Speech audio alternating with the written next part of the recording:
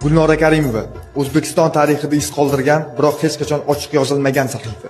U 1972-yil 8-iyulda tug'ilgan. Bir vaqtning o'zida diplomat, elchi, biznes ayol va san'atkor qiyofasida ommaga ko'rinish bergan. Ammo bu shunchaki yuzaki parda edi. 2000-2012-yillar oralig'ida Jenevada BMT vakili va Ispaniyada elchi bo'lib ishladi. Shu davrda 12 dan ortiq kompaniya, 5 ta davlatda biznes markazlari va o'nlab offshor hisoblarni nazorat qilgani haqida yopiq hujjatlar mavjud. Faqat Shvetsariyaning o'zida uning nomi bilan bog'liq 800 million dollardan ortiq aktivlar muzlatilgan. Ko'pchilik uni qo'shiqchi sifatida tanidi.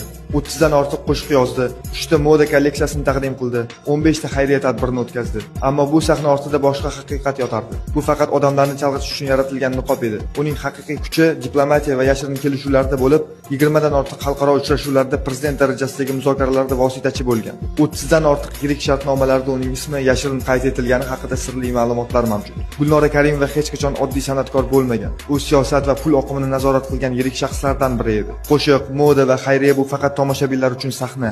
Asl o'yin esa yopiq xonalarda milliard dollarlik kelishuvlar ortida kechardi. Shu bois uning hikoyasi oddiy biografiya emas, bu 30 yillik tizimning eng qora va eng og'ir boblaridan biri hisoblanadi.